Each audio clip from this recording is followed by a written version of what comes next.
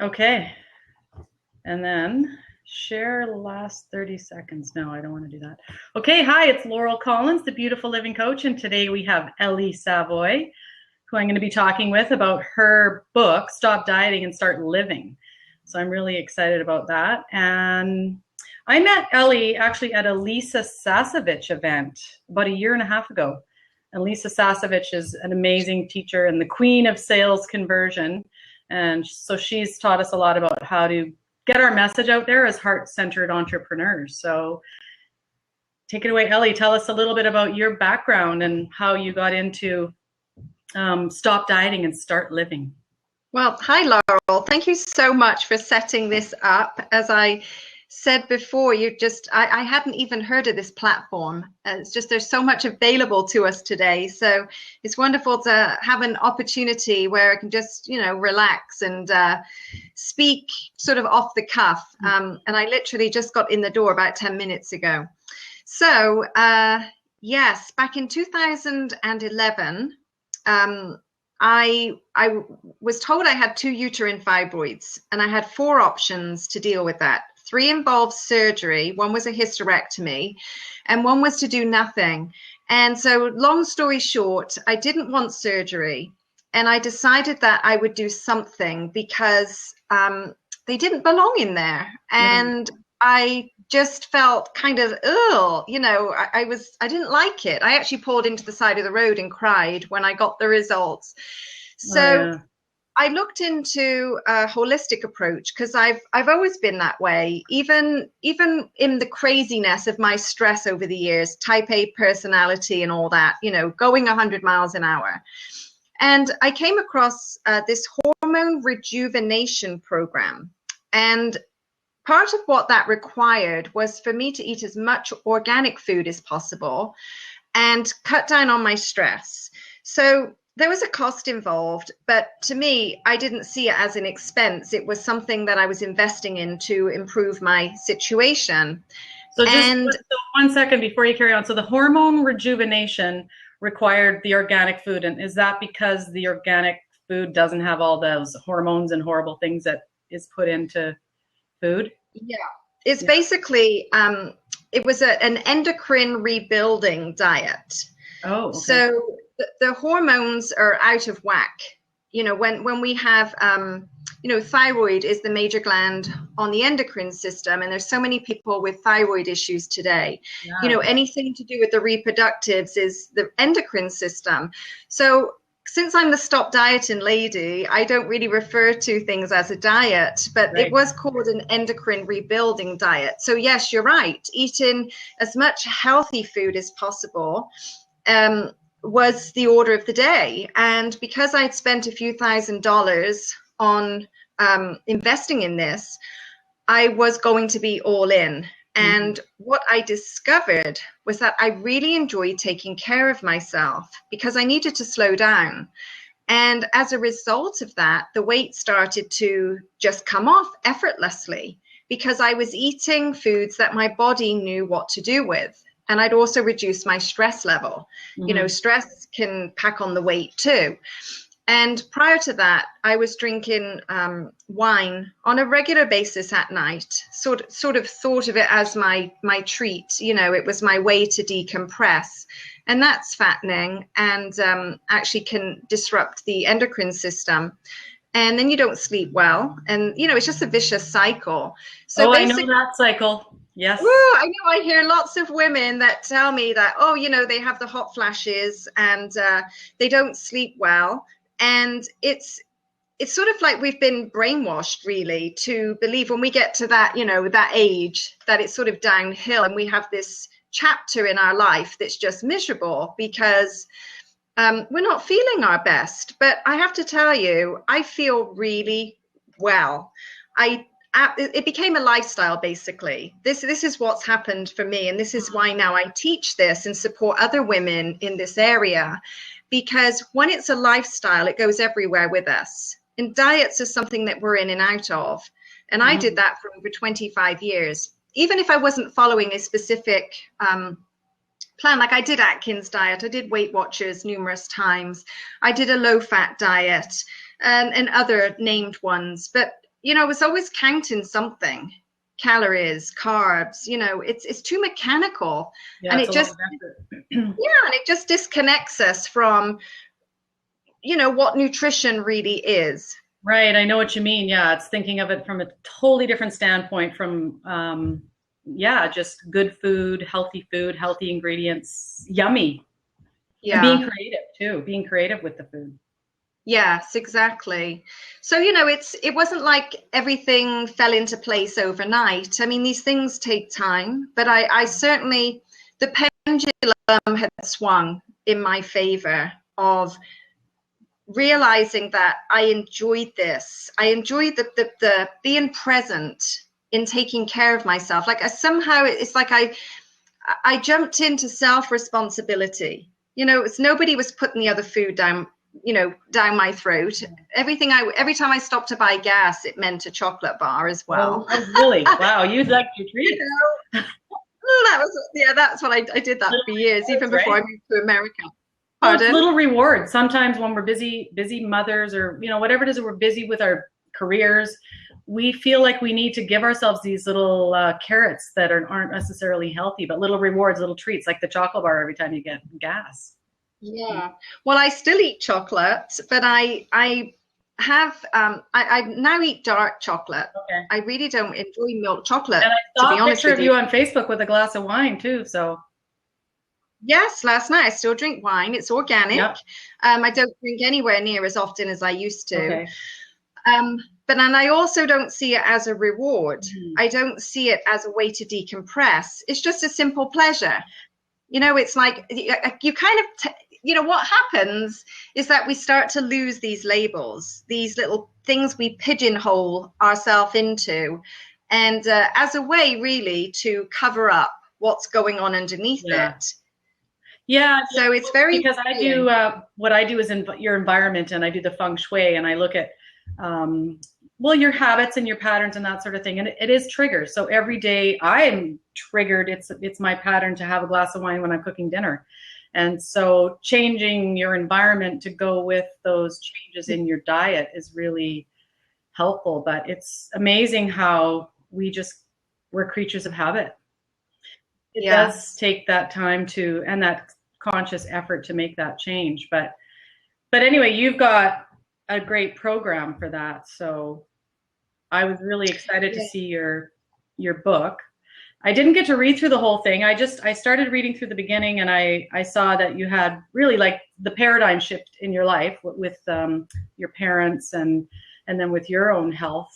It really makes you take stock. And yeah, sometimes we need that really shocking event to force us into a new direction, right? But we kind of want to find some other ways to make this change without having to have these really shocking health disasters and that sort of thing. I know, it's true. It usually is something that triggers us to decide if we're going to make a change, whether it's big or small. And yeah, my parents died within 21 months of each other. My mum had been ill for 8 years. My dad died suddenly from a heart attack. But it wasn't, so that got me on a deeper inward journey about what my life was all about. I didn't really feel so much, well, they both died of heart-related issues. I didn't think, well, I need to change my ways because I don't want to deal with heart-related issues. It wasn't that so much. It was that, the saying that you can't take it with you when you die. It's just, well, there we were. My parents were gone and all the stuff wasn't going with them. Mm-hmm. So then what's it all about? So why was I going around 100 miles an hour and striving for this and that? At the end of the day, at the expense of my own health and well-being, really. Mm. And so I made so that got me sort of going on a deeper quest. But it wasn't until it hit in my own body that something in me switched. And perhaps I was ready. That was what I call my catalyst for change. But I think I know a lot of people can relate to that, and also even just those small changes in our bodies, like you say, when we get to start to be that age where we think we're getting into menopause and that sort of thing. Like I know I enjoy my glass of wine every evening, and I'm noticing things. I'm not sleeping as well, and but I'm trying to be in denial a little bit, you know, and it's like, you have to take charge. Like you said, we have to be responsible. Nobody else is gonna do that for us. Nobody. The only person, I think you said in your book, is like, who's the one person that can change your life? Yeah, that was my dad said that to me back in my 20s. I'm in my 50s now.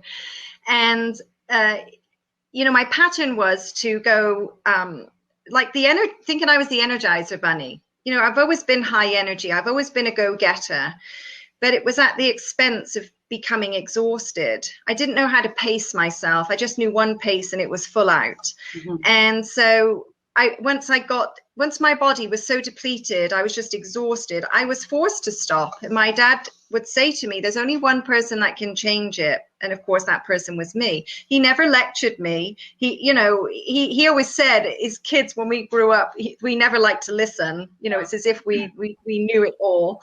But so, yeah, I got tired of that, you know, and experiencing every day now, just the wellness that I have, I don't want to lose that.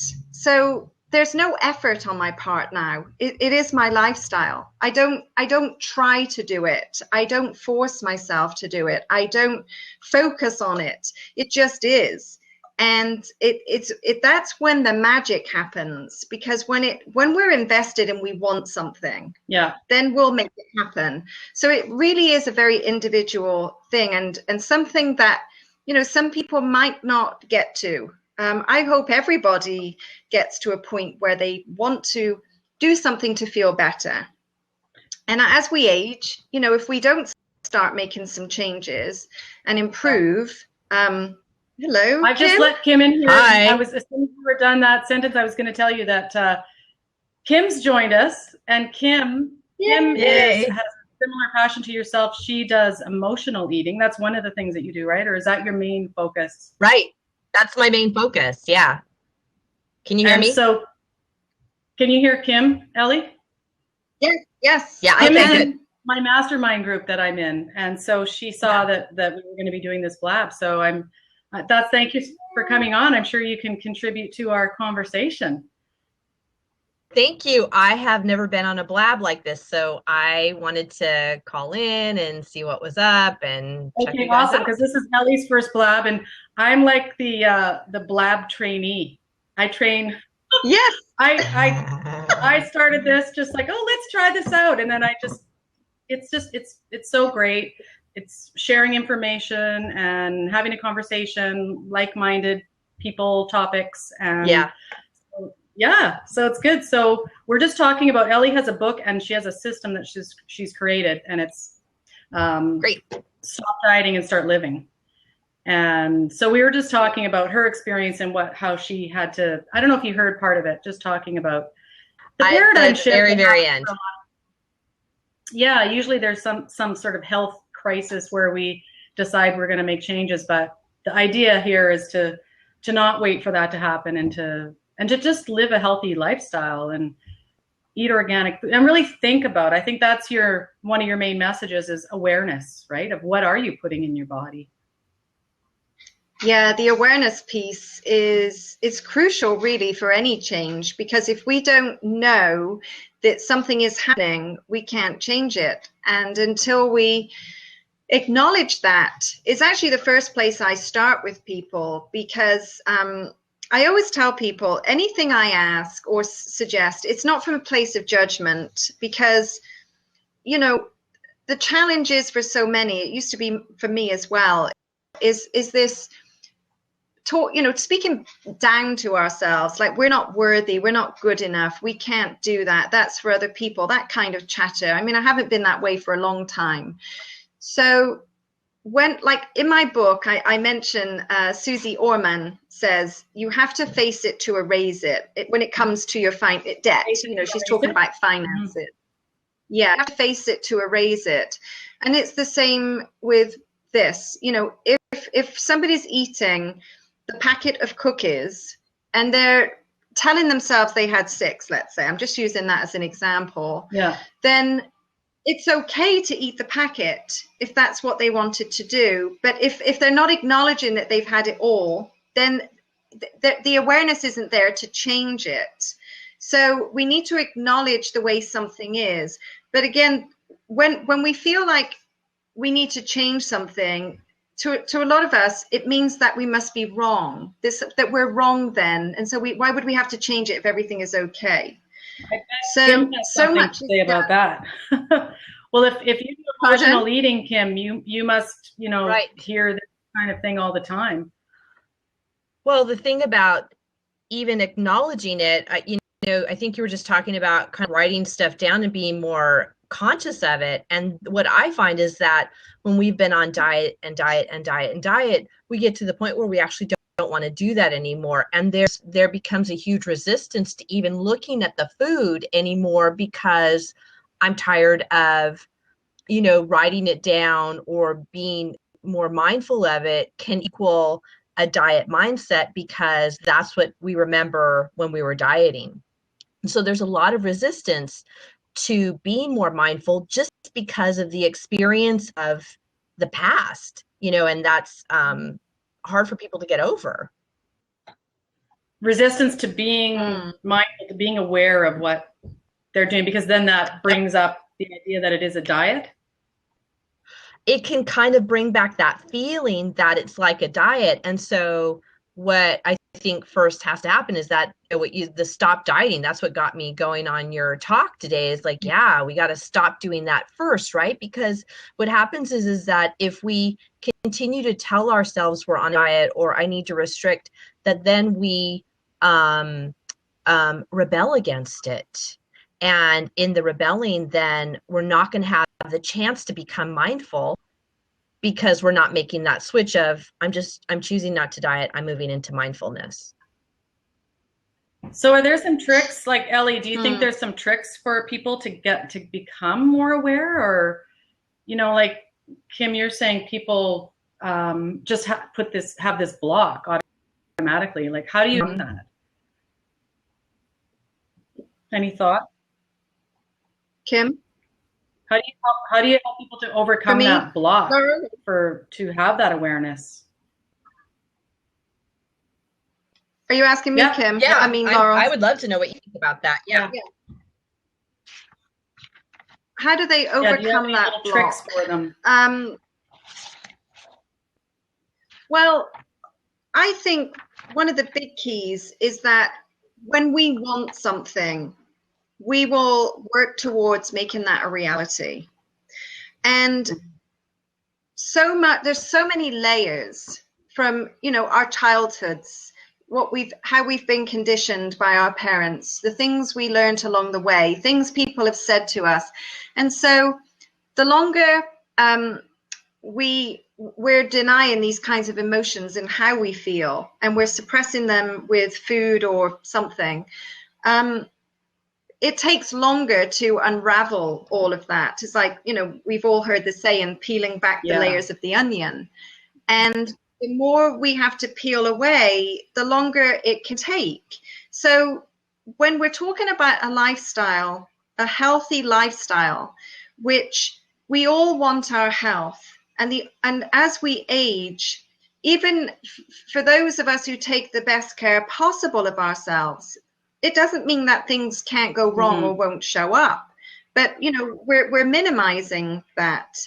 And so most people, a lot of people are run ragged these days, and it's compromising their health. And so we didn't have an image when we were younger of working hard and spending all that on healthcare when we get older, or not being able to do the things that we want to do. So even though, because I was a yo-yo dieter for over 25 years, hence writing my book, because now I find this healthy lifestyle. Excuse me, my train of thought for a minute, but it's basically your computer more about health. I'm focused on health, because when we focus on our health, the weight will take care of itself, because we'll make the shift. For some reason, you're kind of cutting in and out, Ellie. I think you've cut out now, but it is such a huge, deep transformation that you have to make. Like Ellie was saying, it is that old mindset. It is those old fears. And I know I've been listening to some different things about addictions, that every single addiction that you have, which could be to chocolate bars every day or whatever, is masking a fear. Yes. And so it is that deep work where we have to go back and look at all that. See if I can get Ellie back on here. Right. Well, and I liked what she was saying, because she was talking about really looking at the end point, about where you want to go. And that if you keep that in mind, that's going to really help keep you moving through the process. And, the thing, and I think she would probably corroborate this, is like really not thinking about like it has to be a certain number on the scale. But it's really, that's why I like her idea about it being about health, and then really looking at what's that going to look like for you, rather than it has to be a certain number or a certain pant size. That we're really looking to be healthy, and what would that be? And if that's always in your horizon, then that's what's going to keep you motivated. Exactly, Kim. You've hit a nail on the head. Exactly. I tell people, are we out? Have we lost Kim? Well, I can hear her, but I can't see her. I don't know where you went, Kim. Well, I disappeared. Can you hear me now? You cut out too. I can hear you. I can hear you. I can see you. Yeah, I can see you, just a picture of you, not any movement, but you can hear me. Okay. Try to call in again. I don't know. That's just weird. Oh, okay. You'll probably pop back on, but we can hear you. So go ahead and keep talking. Yeah, you hit the nail on the head, Kim. It really is when we take the focus off the weight and put the focus on being healthy and doing the best that we can in a situation, any situation. So, for example, I've sort of graduated over since 2011. It's gradual. It's my lifestyle now. It's been this way for a long time. But wherever I go, let's say when Laurel and I met in San Diego at Lisa Sasovich's event, she mentioned that when we first started our blab today, that I knew I was staying in a hotel. I live on the East Coast, so I was flying out west. I took as much food with me that I could for the immediate time, once I got there, my breakfast the next day, this kind of thing. I knew there was a refrigerator in the room. I looked online where the nearest Whole Food store was, or health food store, and we knew that we had lunch provided, and we were told it was a healthy lunch. So I did the best I could with what was available to me. I had one meal in the hotel. I actually had a burger because they said it was a local grass-fed cow, and I do eat meat, but I like to know that the animal had a healthy life. I won't touch anything that's been factory farmed because they can't even scratch their own butts. The conditions are dreadful. And so in that situation, a hotel is not my favorite place to stay. I'll do that. If I'm running an errand, I'll always have something with me, because you never know what takes 20 minutes. You might be gone for 2 hours. And there's very little out there that appeals to me. I'm not likely to pull into any of these. Well, I'm definitely not going to pull into a fast food joint. When I look at a menu, it's like, well, it's either white pasta, you don't know where the meat came from, just loaded with salt and fat and everything else. There's very little that appeals to me. So I look for, there's a great website called localharvest.org. And you can find, what did you say it was? You can write it in the side thing. I didn't get what that website was. Where it says send message, if you write it in there, then anybody can see that on the replay. Yeah, let me, where's it go? Down where it says questions. On the bottom right-hand side of your screen, it says send message. Yeah. And you can type it in there. So you can also put your website too. Localharvest.org. There it is. Oh yeah. And then so that's a really great resource, because you're putting your zip code, and then there's options to look for local restaurants that serve local food. and a CSA, which is a community supported agriculture, where they grow the veggies for you. Yeah. Local farms you can find on there. Actually, there was a lady, a friend of mine, who lives in a county below me, and I told her about this localharvest.org. She found a local CSA. She didn't even know it existed. So then she was able to get, instead of what's at the store, which, you know, it's a bit hit and miss to know what it is. So, so it's a really great resource. So I'll look up that when I'm traveling as well. My husband and I have recently taken to Airbnb.com for accommodation. Yes, fantastic. Because we like our own kitchen. So again, at Christmas time, we went over to England to see family and friends, and took quite a bit with us that we could. And then I'd already researched local health food stores, and there was this really cute one right in the town in Ross-on-Wye. I put some pictures on Facebook actually, but they had potatoes, like, of the cute little health store. Yeah. Yes. Yeah. Really small. You could barely make your way around it. It was so tight. And so they have the bags of vegetables, like in these big brown paper bags. My dad used to bring home a 56-pound bag of potatoes when we were kids. So it was like one of those on that trip, just once, because we choose not to eat out. I can hear you, but I can't see you. Yeah. Oh, I can see me. You see that? I can see myself. It says you have a poor internet signal. There's something. Who is it? I just want to say something because and I can hear I'm echoing for you too.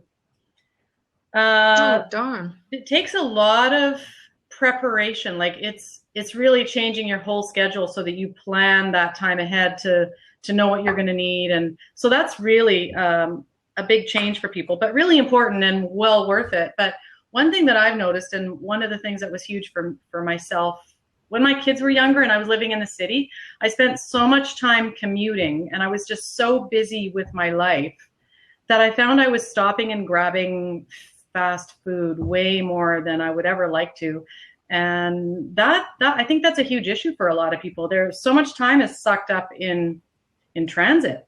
And yeah, it completely changes everything about the way you live your life, because now everything's in a hurry. And then all the marketing out there is all about, well, this is like a healthy Wendy's burger now or whatever. So people still are going towards that sort of a thing. And I don't know, it's a big shift. I actually ended up moving to a small town because I was so tired of the way my life was being controlled by being in my car so much. So I was really, really lucky that I could do that. But a lot of people can't. Well, yeah, you're right on. But I like to use. I was raised on common sense and simplicity, and somehow over the years I moved away from that and got was living a complicated life in many ways, just too fast. But if you think about it, when someone has a young child or a baby, they have the diaper bag, right? So they take everything the child needs. There's the clean diapers, the drink, whatever the child needs. And then if they're a toddler, they take their toys, they have something. And yet we adults just rush out the door without any thought about being hungry and thirsty. We neglect ourselves. So not everyone, but yeah, and that was me too. Just everything was a rush. But it really does not take a lot of time and effort when it becomes a lifestyle and it's something that we want to do. We wouldn't a new mother wouldn't run out the door, no matter how short on time, without what the child needs. And so it's really about, and really, we all need to be healthy so that we can be here for our loved ones. I hear what you're saying, and I totally get it. And what you were just saying a little bit ago, about, the mindset and the patterns. And it really comes down to worthiness, doesn't it?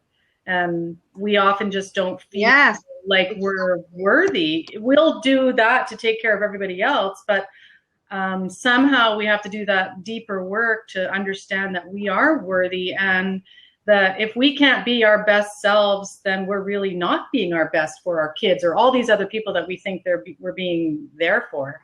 But if we're, not in our optimal health and feeling good, it's such a weird one to grasp for. I've had to really work hard at realizing that I was letting myself kind of just fall to the side, not be important, not keeping healthy, because I'm so worried about everybody else. But it doesn't work. Well, I think I wanted. So what I was thinking of, you guys, is that people.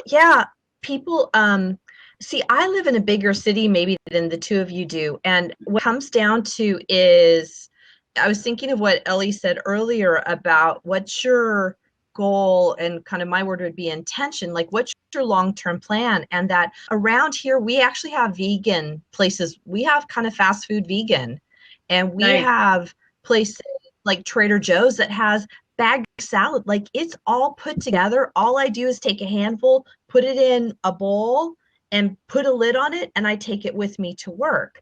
And so it's really becoming easier to do it if we believe that. I love that worthiness point, but like, if we really want to, we can make it happen.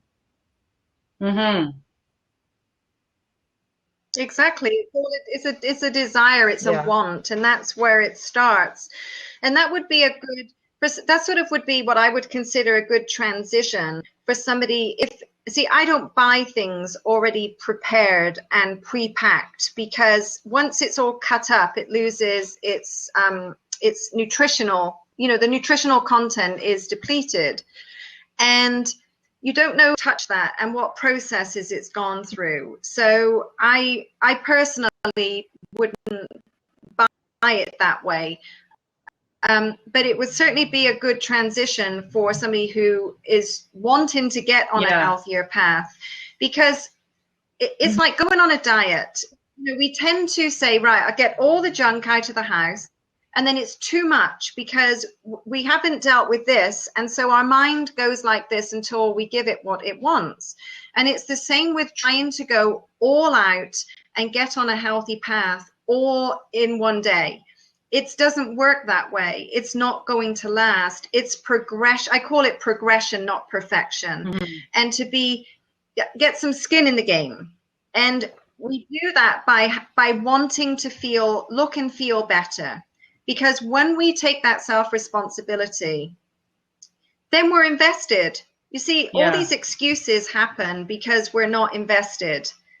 And we've got to look underneath those excuses, because there's a story underneath those excuses. In fact, the two big ones I hear all the time is time and money. And I say to people, again, with awareness, where are you spending your time? Social media, the internet, these are all, we spend hours on these things. And so it's a question of, well, where would you rather spend your time? And again, with money, most people really, if you think about it, there are so many people that are spending at least $10 a day on eating out or buying something out. It's my cell phone going off in the background. That's okay. But also I'm not worried about it. So they're spending at least $10 a day on a coffee, a bottle of water, a sandwich, you name it. And that's a very modest amount. Well, let's just say it's $10. That $70 over a week is a lot, can buy a lot of healthy food. So again, it's a choice. Now, I'm not saying that that's everybody's case, but that would certainly fit for a lot of people. So, it's a choice. It's a choice. And I don't want to go through the next 10, 20, 30 years, however long I have left. I'm about quality. If I die tomorrow, I'm healthy today. I haven't had, 6 months of feeling terrible. and I want to live a quality life. I don't think about how many years I'm going to live. All we have is now, today, this minute. And I know right now I feel well and healthy, and to me that's the most important. So what's cool, thing. I thought about your book is that as you go through it, and it's got the steps, and then I really love that you have worksheets in there that you can go to. So as you're going along, you can take some steps to make these changes. That's what it seemed like to me. Is that right? Is that how you've got that set up? That's what, yeah, I thought, yeah, I love that. That's brilliant. Yeah, so whoever watches this needs to go to your website and download your book, the PDF, because that's, there's a free it's free there. PDF, free as a PDF. With all those links, work. So there's 18 chapters in the book. It's a quick read. I designed it that way because I just wanted, and there's good reviews on Amazon, and I'm not saying that because, you know, I'm feeding my ego. I didn't write the book for me. I'm not looking for accolades and all that. I just wanted it to be of value to other people. And so I created a bonus website that has a bonus for every one of the chapters. And at each end of the chapter, there's an action step in the book. And then that's where you can get the resource for the bonus. And that's it, dietfreeandhealthy.com/bonus. And I'll put that in the chat. Yeah. And I just thought, you know, I wanted to help somebody take it from just reading it to be able to implement it. And then if somebody wants to go beyond that, yes, I have an online course, which is a 5-week virtual course. It's available as a home study, but it's lifetime membership. Nobody has to pay these monthly fees anymore. And then you can always go back to it. It's me on camera teaching right from here in my kitchen, actually, step by step, how I did it, how I made this a reality. I didn't create this thinking, well, you know, this is a big problem for many people, and I can make all kinds of money doing this. That's not my motivation at all. I know how transforming this is, and to not have that food conversation take up so much room inside my head, and then all that negativity about, oh, I cheated, oh, I've fallen off the wagon, oh, you know, blah, blah, blah. It's just all over with. It's just liberating. And so I wanted to get that in the hands of as many people who it resonates with. That's my goal, and why I do what I do. So, you know, we take our time. It's like you don't marry somebody on the first date. So I want people to get to know me and know that this is not a business to me. This is my lifestyle. I do this day in and day out. And it gives people an opportunity to see who I am, and that I'm the real deal. You know, I'm not a bunch of fluff. And so if somebody gets tremendous value from the book and then tremendous value from the free bonuses, that's fabulous. That's what I'm all about. But if people want to go further, yes, I am a coach. Yes, I can work one-on-one with somebody all over the world. You know, I Skype with people from all over. Yeah. Or they can do it alone, buy the course and just do it. But there's options, and I wanted to make it available to everybody. Yeah, that's great. So, Kim, I bet you have, well, have you created a system like that, Kim? I know you do some teleclasses and some trainings, but. Yeah, I do classes on, I like what Ellie's talking about, because I talk about the emotional side of eating and kind of what goes into it. And so I offer classes. I probably should put in the chat my website. Yeah, classes in kind of ways for people to feed yours. I'll do it in a second. Let me finish what I was thinking.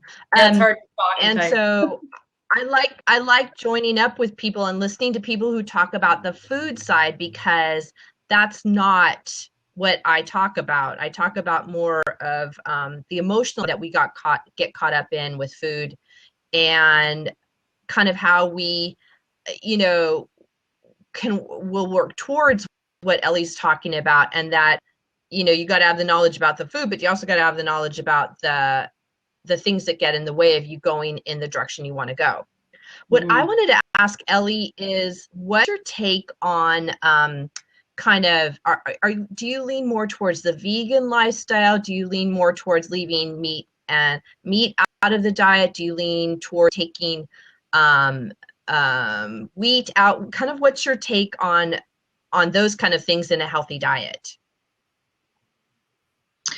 Well, good question, Kim. I do not advocate one way of eating. What my message is about empowerment, because we are all bio-individual. So what works for one person doesn't work for another. And chapter 17 of my book is called Awareness Without Attachment. And I'll share a little story. I went to a restaurant that's very, got high ratings in New York City, and it was fabulous. And I ended up, it was so heavy on my digestion that it felt like I had cement in my gut. And it's not because the food was terrible, it was fantastic, but it was too much for my system, too much raw for my system, because it takes more energy to digest raw food. So I know some people are sort of diehard raw foodies, and if it works for them, fine. But I don't encourage somebody to go all raw. I do have some really great raw food recipes here that I make, and people are like, oh my God, it's raw, like raw zucchini hummus, raw herb pate, sunflower pate, raw chocolate mousse cake, raw chocolate mousse, raw cucumber soup. These are all delicious, and people are shocked that none of it was cooked. So I do things like that. Now, there's another diet called the blood type diet. Again, I'm not a big fan of locking ourselves into one way.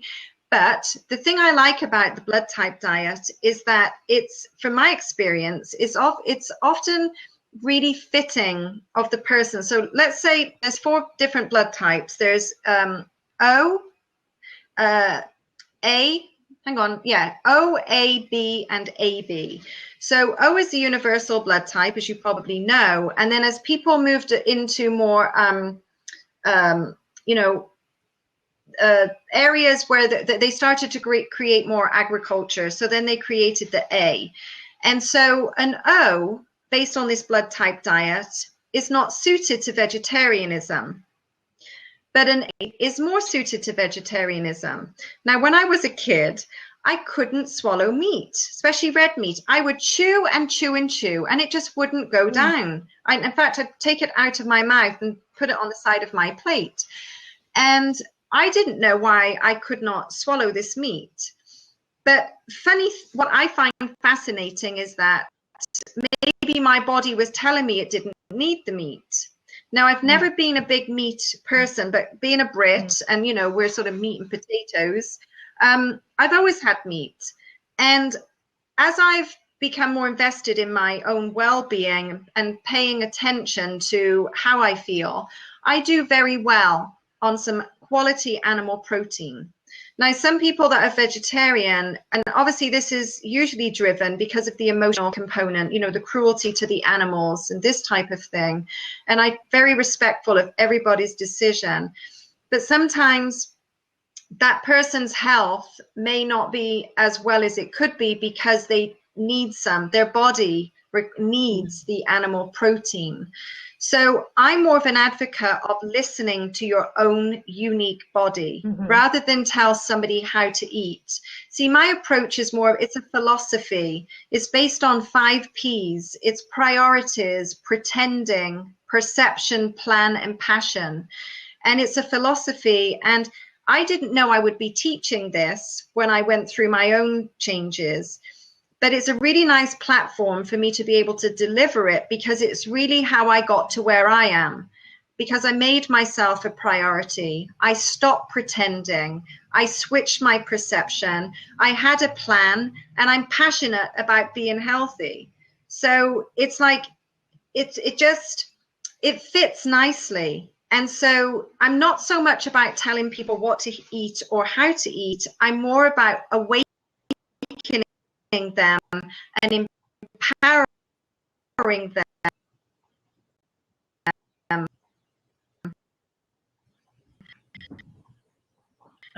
to You're cutting out there now. There she's gone. I love that though. I mean, because that makes good sense, doesn't it? Yeah. To let people almost intuitively or really be paying attention. It's about that consciousness, isn't it? Well, I think that's why I always like to ask people who talk about the food part is like, what does that mean for them? And I like what she said about the person really getting in touch with their body and what their body needs, because, you know, there's no one way. And once again, you know, if we want to move out of dieting, that if it feels restricting, we're not going to stick with it. We're going to rebound and kind of binge or do something against it. And so really what I liked is that she's saying, get in touch with your body, and that, you know, what she talked about, having that meal that just didn't fit for her. It's like, that just isn't the kind of food that fits. So let's move on and let's get what does fit. Yeah. Right. And always have it be delicious, but have it be something that, you know, your body is going to work for your body too. And I like that about what she's saying. Mm-hmm. See, she's lost connection. We'll see if she can come back on. It looks like she lost. Yeah. She's in the country. She's in. Yeah, we're here. Ellie, can you come back on? Hang on. She's sending me a message on Facebook. See if she can. So what's your have you got a teleclass coming up lately or anything like that? You're in the middle of a training program right now. I'm in the middle of a class. Yeah.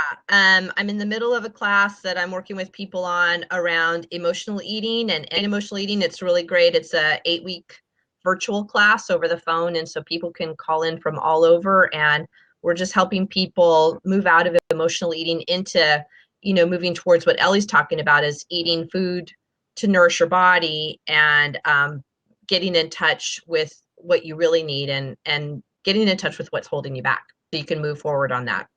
So yeah, I'm really passionate about it. Is that what you mean? Like really digging into all of those little things? All the components. It's all the things about the diet, all the things that kind of mess you up. The diet mindset, getting more in touch with your body, about whether you're hungry or whether you're full. Is she here? And well, I can see myself, but I don't see you ladies. We're here. You can see herself, but not us. But can you hear us? Can you hear us? We can see you. Click on your microphone. Fun. This is technology. Anyways, sorry, Kim, you were just in the middle of your sentence there.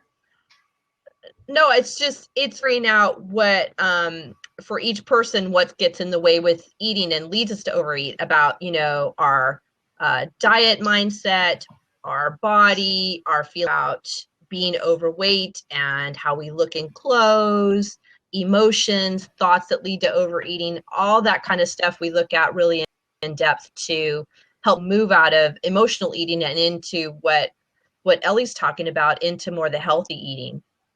Mm-hmm. Well, I love that you've come on here, because it just all works so perfectly, because there's never really is one person with the solution for everything. It's like this whole pie, and everybody has a little piece of the pie that we can help. I don't know if pie is a good word to use, but you know what I mean. No, pie's fine. Pie's fine. Yeah, pie's fine. Yeah. But you know what I mean? We all have that little bit. And so my bit that I incorporate into what other coaches and heart-centered practitioners are doing is environment, and looking at how the environment is impacting those choices and those thoughts and decisions that you make. So I love it that we can all help. You mean the choices around food? About your environment. So if your environment's set up for the success in that change of eating that you want to have, or whatever it is that you want to create in your life, is your environment supporting that? Is your kitchen clear, and do you have like a good sharp knife for cutting vegetables? Yeah. Because I know for myself in the past, I was just frustrated because I had a cheap crap. I grew up with kind of inexpensive kitchen tools. So I was frustrated with dull knives and things like that. And I just didn't really like cooking. And then I discovered the world of like fine dishes and cookware, and it made it such a pleasure. So I really need to know what are good tools to have in their kitchen in order to make amazing food in a fun and inspiring kind of a way. Can you hear us, Ellie? No. She wrote in the chat that she can't see or hear us. I just wrote that we can see her. Say something, Ellie. She can't see or hear us. Oh, I'm yelling at her now. Or she can't hear us. I got on all caps. Hi. Oh, wait. I just read, Laurel, you said say something. You say you can see me. Yeah. I can't hear you or see you. I hear you. So okay, so something. I don't know how we can continue our chat because I can't hear you. Okay. What should I do? Yeah. So.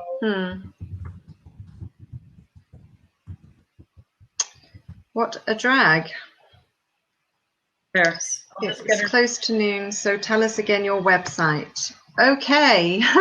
It's Ellie Savoy.com. I'm just going to type it in the chat here. EllieSavoy.com to grab a free copy of my book.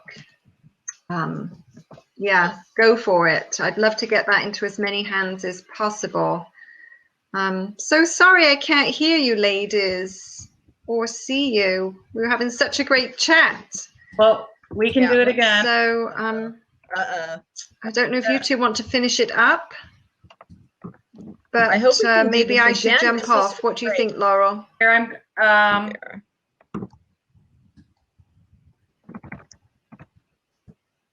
I can't spell. Hold on. There. I'm just sending her messages. You can probably see that, Kim. Yeah, I am too. Okay. Yeah.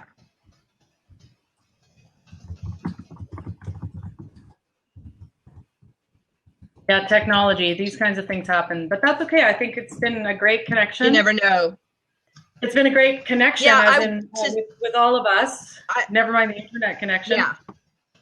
And I love what you're talking about, just kind of to finish up what you said about the whole eating environment. I think that's really key also to what we're talking about today about, healthy eating, ending emotional eating, but also what you're talking about is pretty, having it look good and pretty and having the right resources. It's not even pretty. It's so what I teach people is that every single thing in their environment is attached. There's an invisible cord attached to it. And so it is triggering you. So it's, you might have things in your space that trigger you to eat that food every day, or that trigger you to act a certain way. So it's becoming aware of what is in your environment, what is it telling you, and is it a good message?